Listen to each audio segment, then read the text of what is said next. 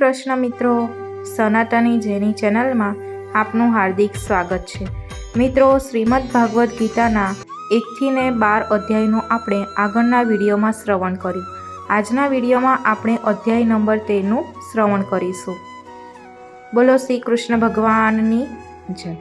શ્રી કૃષ્ણ ભગવાન બોલ્યા, હે પાંડુપુત્ર, આ શરીર ક્ષેત્ર મતલબ કે જેવી રીતે ખેતરમાં વાવેલા બીજોનું એના અનુરૂપ ફળ સમય થતાં ઉગી નીકળે છે, એવી જ રીતે આમાં વાવવામાં આવેલા કર્મોના સંસ્કારરૂપી બીજોનું ફળ સમય થતાં ઉગી નીકળે છે, માટે આનું નામ ક્ષેત્ર છે એમ કહ્યું છે, કહેવાય છે। અને એને જે જાણે છે તે ક્ષેત્રજ્ઞ એટલે કે જીવાત્મા નામની ઓળખાય છે। આવું આ બંનેના તત્વને જાણનારા જ્ઞાનીજનોએ કહ્યું છે। હે ભારત, બધા ક્ષેત્રોમાં ક્ષેત્રજ્ઞ પણ તું મને જ જાણ। અને ક્ષેત્ર અર્થાત વિકાર સહિતની પ્રકૃતિ તથા ક્ષેત્રજ્ઞ અર્થાત પુરુષના વિષયનું જે તત્વ સહિત જ્ઞાન છે એ જ ખરું જ્ઞાન છે। એ ક્ષેત્ર જે સ્વરૂપનું, જે સ્વભાવ ધરાવનારું તથા જે વિકારોથી યુક્ત છે અને જે કારણથી એ ઉદ્ભવ્યું છે તથા જે ક્ષેત્રજ્ઞ પણ જે સ્વરૂપનો અને જે પ્રભાવ ધરાવનારો છે એ સઘળું તું ટૂંકમાં મારી પાસેથી સાંભળ। ક્ષેત્ર અને ક્ષેત્રજ્ઞનું આ તત્વ ઋષિઓ દ્વારા અનેક પ્રકારે કહેવાયું છે। વિવિધ વેદ મંત્રો દ્વારા પણ વિભાગપૂર્વક કહેવામાં આવ્યું છે, તેમજ સારી રીતે નિશ્ચિત કરેલા યુક્તિપૂર્વકના બ્રહ્મસૂત્રના પદો દ્વારા પણ કહેવાયું છે। 5 મહાભૂત અર્થાત આકાશ, વાયુ, અગ્નિ, જળ અને પૃથ્વીરૂપ જે 5 મહાભૂતો છે એમના કારણરૂપ 5 તન્માત્રાઓ કે જે મહાભૂતોની સૂક્ષ્મ ભાવ છે, અહંકાર, બુદ્ધિ અને એ જ રીતે મૂળ પ્રકૃતિ પણ, તેમજ 10 ઇન્દ્રિયો અર્થાત શ્રોત્ર, ત્વચા, નેત્ર, રસના અને ઘ્રાણ, તેમજ વાક, હસ્ત, પાદ,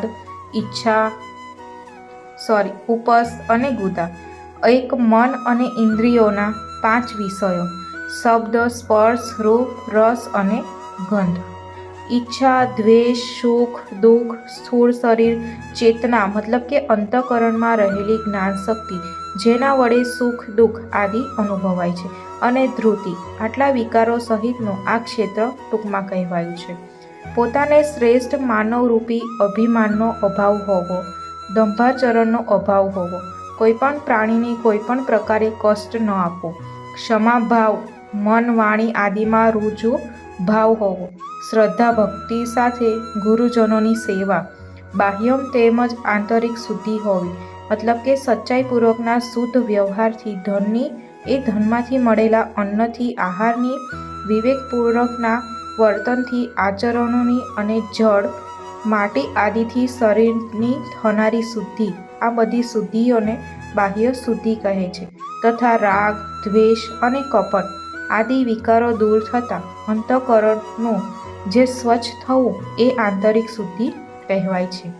અંતઃકરણની સ્થિરતા હોવી, મન ઇન્દ્રિયો સહિત શરીરનો નિગ્રહ, આ લોક અને પરલોકના સર્વ ભાગોમાં અશક્તિ ન હોવી અને અહંકારનો પણ અભાવ હોવો, જન્મ, મૃત્યુ, જરા અને રોગ આદિમાં દુઃખો અને દોષોને વારંવાર જોવા, પુત્ર, સ્ત્રી, ઘર, ધન આદિમાં આ શક્તિનો તેમજ મમતાનો અભાવ તથા પ્રિય અને અપ્રિય પ્રાપ્તિ થતાં સદાય ચિત્તનું સમ રહેવું, મુજ પરમેશ્વરમાં અનન્ય યોગનો આશરો લઈને અવ્યભિચારીની ભક્તિ મતલબ કે કેવળ એક સર્વશક્તિશાળી પરમેશ્વરને જ પોતાનો સ્વામી સમજીને સ્વાર્થ તેમજ અભિમાનને છોડીને શ્રદ્ધા અને ભાવ સહિત પરમ પ્રેમથી ભગવાનનું નિરંતર ચિંતન કરવું એનું નામ અવ્યભિચારીની ભક્તિ છે। હોવી તથા એકાંત અને શુદ્ધ સ્થાનમાં રહેવાનો સ્વભાવ હોવો અને વિષયાસક્ત માણસોના સમુદાયમાં પ્રીતિ ન હોવી। અધ્યાત્મ જ્ઞાનમાં મતલબ કે જે જ્ઞાન વડે આત્મ વસ્તુ અને અનાત્મા વસ્તુની સમજણ પડે છે એ જ્ઞાનનું નામ અધ્યાત્મ જ્ઞાન છે। નિત્ય સ્થિત રહેવું અને તત્વજ્ઞાન વડે જેનું પ્રતિપાદન કરવામાં આવ્યું છે એ પરમાત્માને જોતા રહેવું, આ બધું જ્ઞાન। અને જે આ બધાથી અવળું છે એ અજ્ઞાન ઉપર કહેવાયેલા જ્ઞાનમાં સાધનોથી અવળા જે માન, દંભ, હિંસા આદિ છે તેઓ અજ્ઞાન વધવાના કારણે હોવાના લીધે અજ્ઞાનના નામે ઓળખાયા છે. જે જાણવા યોગ્ય તત્વ છે તથા જેને જાણીને માણસ પરમાનંદને પ્રાપ્ત થાય છે એને સમ્યક રીતે કહું છું. પ્રકૃતિ અને જીવાત્મા એ બે અનાદિઓનો સ્વામી પરમ બ્રહ્મ નથી. સત કહેવાતો નથી, અસત. એ સર્વ તરફ હાથ પગ ધરાવનાર, સર્વ તરફ આંખ, મસ્તક અને મુખ ધરાવનાર અને સર્વ તરફ કાન ધરાવનાર છે. કેમ કે સંસારમાં એ સૌને વ્યાપીને સ્થિત છે. આકાશ જેવી રીતે વાયુ, અગ્નિ, જળ અને પૃથ્વી એ બધાનું કારણ હોવાના લીધે એ સર્વને વ્યાપીને રહેલું છે. એ જ રીતે પરમાત્મા પણ સર્વનું કારણ હોવાના લીધે આખા સચરાચર બ્રહ્માંડને વ્યાપીને સ્થિત છે. એ સઘળી ઇન્દ્રિયોના વિષયોને જાણનારો છે, છતાં વાસ્તવમાં સઘળી ઇન્દ્રિયો વિનાનો છે તથા આસક્તિ વિનાનો હોવા છતાં પણ સર્વનું ધારણ પોષણ કરનારો અને નિર્ગુણ હોવો છતાં પણ ગુણોને ભોગવનારો છે. એ ચરાચર સર્વભૂતોની અંદર બહાર પૂર્ણરૂપે વ્યાપેલો છે, તેમજ ચર અચર રૂપે પણ એ જ છે અને એ સૂક્ષ્મ હોવાના લીધે જાણી શકાતો નથી.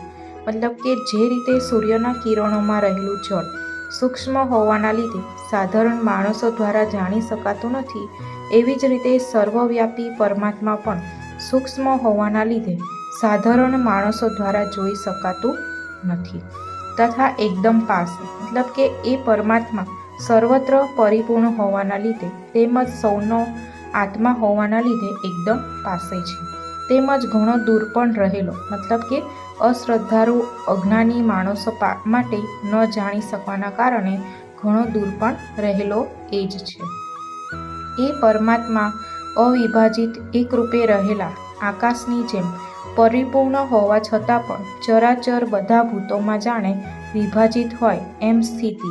મતલબ કે જેવી રીતે મહાકાશ અવિભાજિત રૂપે ભૂતોનું ધારણ પોષણ કરનારો, રુદ્ર રૂપે સંહાર કરનારો તેમજ બ્રહ્મા રૂપે સર્વને ઉત્પન્ન કરનારો છે. એ પરમ બ્રહ્મ જ્યોતિઓને પણ જ્યોતિ તેમજ માયાથી સાવ પણ કહેવાય છે. એ પરમાત્મા બોધ સ્વરૂપ જાણવા યોગ્ય તેમજ તત્વજ્ઞાનથી પામવા યોગ્ય છે અને સૌના હૃદયમાં વિશેષ રૂપે રહેલો છે. આ પ્રમાણે ક્ષેત્ર, જ્ઞાન તેમજ જાણવા યોગ્ય પરમાત્માનું સ્વરૂપ ટૂંકમાં કહ્યું. મારો ભક્ત અને તત્વથી જાણીને મારા સ્વરૂપને પામે છે. મૂળ, પ્રકૃતિ અને પુરુષ એ બેયને તું અનાદિ જાણ અને રોગ, દ્વેષ આદિ વિકારોને તથા ત્રિગુણાત્મક બધાય પદાર્થોને પણ પ્રકૃતિથી ઉદ્ભવેલા જાણ. કાર્યો અને કરણોને મતલબ કે આકાશ, વાયુ, અગ્નિ, જળ અને પૃથ્વી એ પાંચેય સૂક્ષ્મ મહાભૂતો તથા શબ્દ, સ્પર્શ, રૂપ, રસ અને ગંધ જ્ઞાનેન્દ્રિયોના આ 5 વિષયો આ 10નું નામ કાર્ય છે. બુદ્ધિ, અહંકાર અને મન એ 3 અંતઃકરણો, સ્ત્રોત, ત્વચા, રસના, નેત્ર અને જ્ઞાન એ 5 જ્ઞાનેન્દ્રિયો છે. તેમજ વાક, હસ્ત, પાદ, ઉપસ્થ અને ગુદા એ 5 કર્મેન્દ્રિયો છે.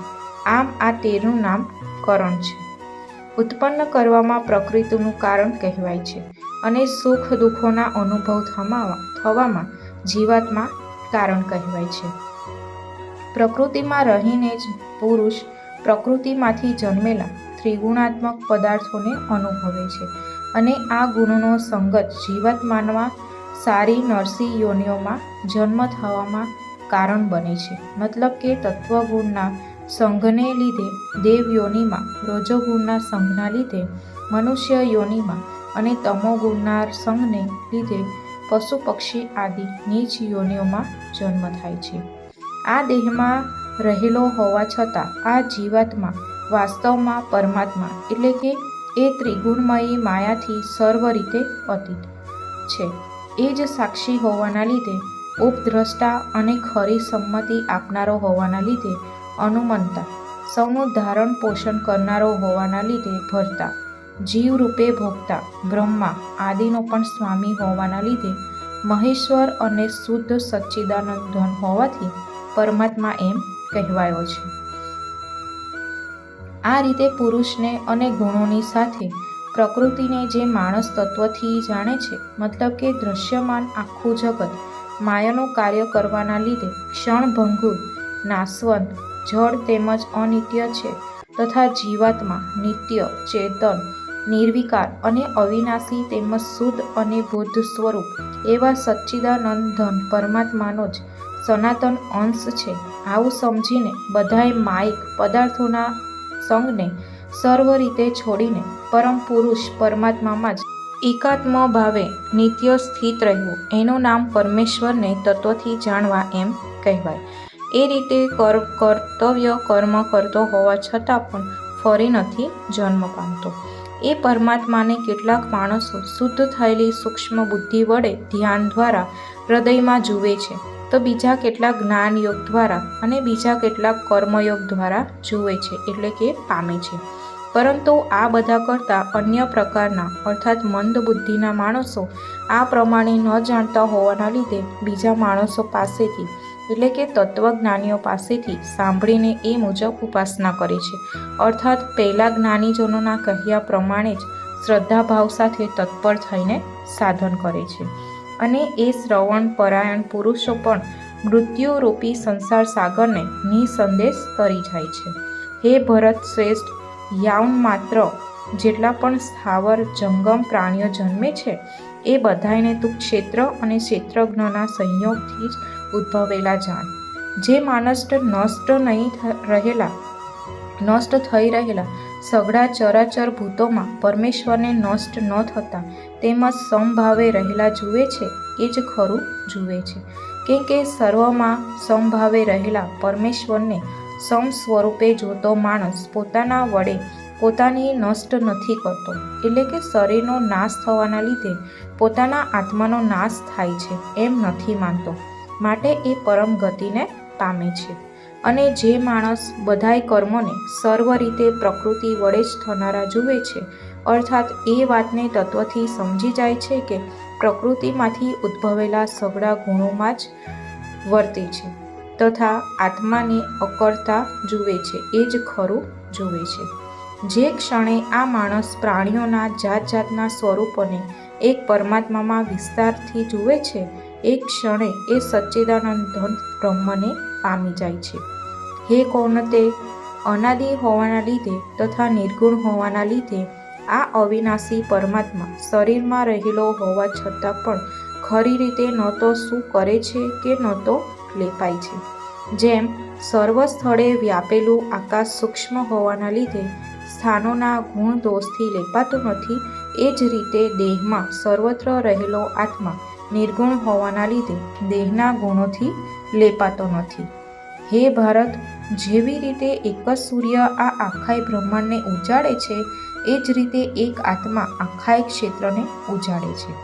આ પ્રમાણ ક્ષેત્ર અને ક્ષેત્રજ્ઞના ભેદને એટલે કે ક્ષેત્રને જળ, વિકારી, ક્ષણિક અને નાશવંત જાણવું તથા ક્ષેત્રજ્ઞને નિત્ય, ચેતન, અવિકારી તેમજ અવિનાશી જાણવો, એ જ એમનો ભેદને જાણવો છે. 13મો અધ્યાય અહીં પૂર્ણ થાય છે.